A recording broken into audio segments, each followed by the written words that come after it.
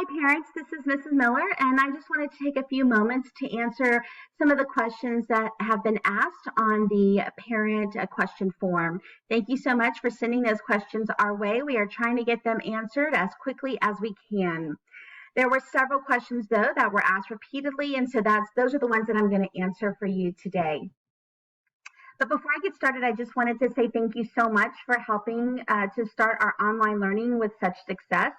It has meant the world to us that teachers have been able to connect with their students. And I know for my own children, it has really lifted their spirits to be able to have that time with their class through their community circles and just to reconnect with each other. I know that you're anxious for more, and I'm going to tell you a little bit more a little bit later about how we will be adding instruction and what you can expect this week and beyond that. So let's go ahead and get started. Okay, assignments and grades. If you have a secondary student, I know that I have a junior high student and I have a high school student. They have started with assignments and grades this week. However, at the elementary level, we have been directed to wait until next week, which would be considered week 3 of our online learning, to begin with assignments and grades. So this week, you have the community circles that are scheduled. We have the choice boards, and some of the teachers are also sending read alouds or maybe fun problems of the day, some other enrichment things that are optional for you. There's no expectation that students will complete any assignments, and nothing this week will be graded. I will talk a little bit more about when you can expect that at the end of this little presentation. Okay, technology. Several of you mentioned that now that we've gotten started, you realize that you might need an additional device for your child. We understand, again, that you have multiple people in the family that are trying to access technology. And so you can still request a device from KDISD. We are not handing those out at Davidson any longer, but you can pick one up at the ESC. And I'll have teachers send out the link so that if you do need a form, you'll be able to get that form and complete it so that you can pick up an additional device for your child. Several questions about schedules came up. Right now, students are doing community circle with their homeroom. We had to create sort of a master schedule for our school to be able to run and to operate as a unit, even though we're all scattered all over the place through our online learning. So this week, you had that set time that was shared with you as to when community circle will be. And it's consistent across the grade level. So, for example, if you have a 5th grade student, they're going to meet with their homeroom. Now, they might change the teacher that is leading that particular community circle, but they're only expected to join that one community circle. The reason that we had to do this is that we have ARDS, we have 504s, we have planning meetings, and we have other things that we have to continue with as a school. But we wanted to ensure that the instructional times were protected, consistent for you, and communicated to you. So we just thank you so much for being understanding and patient. And we really tried to look at spreading every single one of the time scheduled out so that we didn't overlap. So for example, 1st grade community circle doesn't overlap with 4th grade community circle. We tried to be very purposeful and make sure that those times were protected for each grade level. There are certain situations where a teacher may have to make an adjustment for an emergency, and they will communicate that with you. But by and large, that time that you received for community circle this week, that will be the community circle time. We will also be sending our newsletters out again starting on Friday, and that will have all of the information for the upcoming week. It'll have all of the skills that are going to be covered in the different content areas, and it'll also have a reminder of when those community circle times are, and then also what was considered office hours before will become small group time, and that's where teachers will be scheduling time with their students in order to have small groups throughout the week. And all of that will be communicated with you. And we wanted to do this too so that you were able to create the schedule that's going to work for you and your family. So if you have any questions about the schedule, just please do not hesitate to reach out to your child's teacher. They would be the best ones to answer any of those questions. Passwords. If you have questions about passwords, Again, please contact your child's teacher.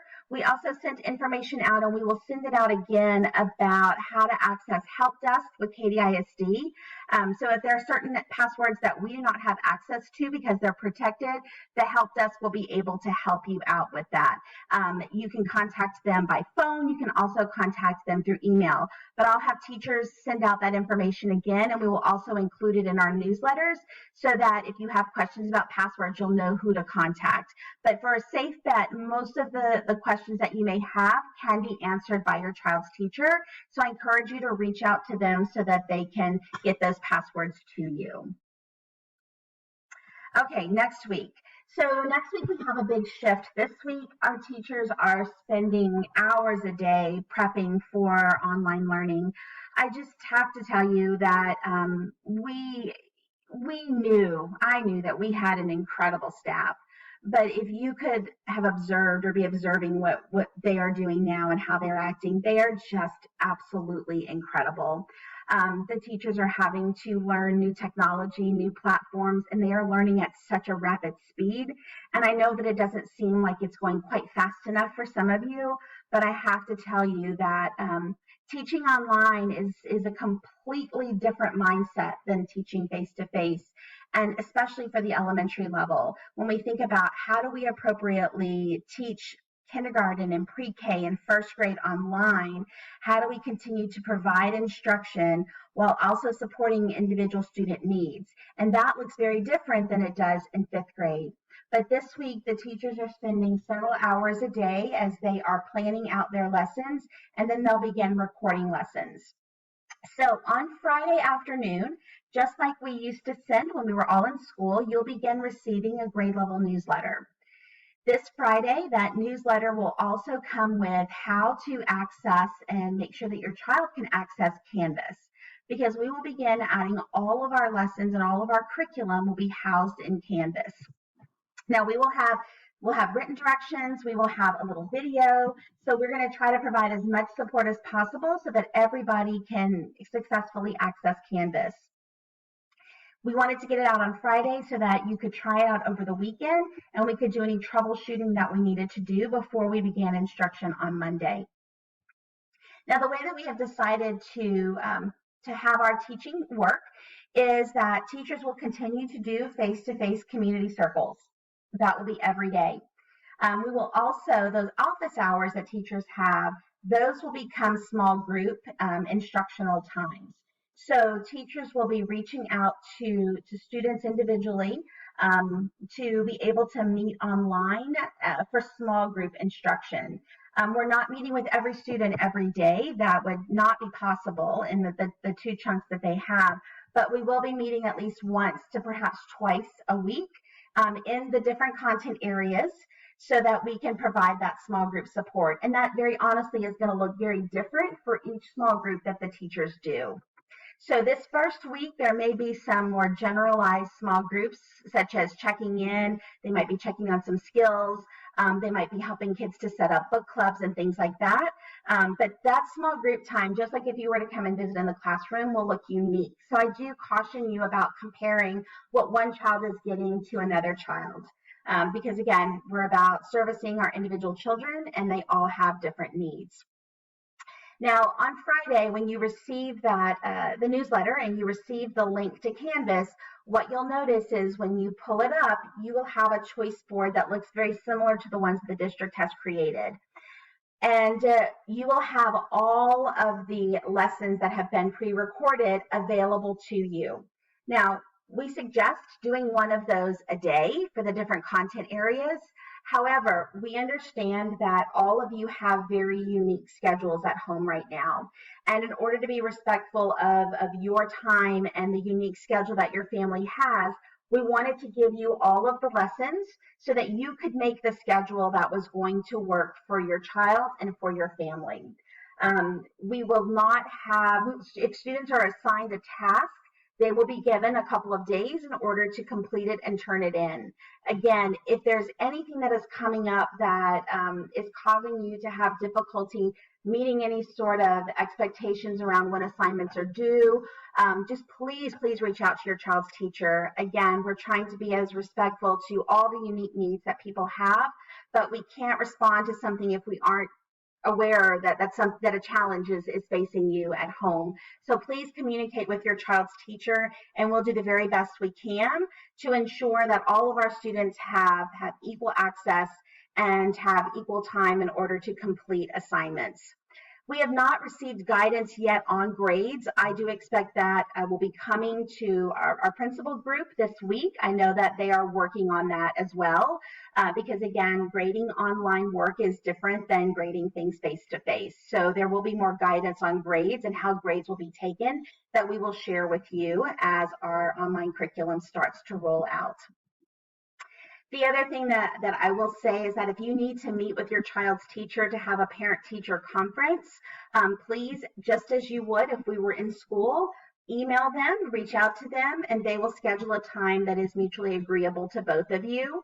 I do caution you, though, this time is not really meant for teachers to do one-on-one instruction. It would be just like a parent-teacher conference that we would have at school. But our teachers do need to know how they can support you, so please reach out to them to schedule those parent conference times.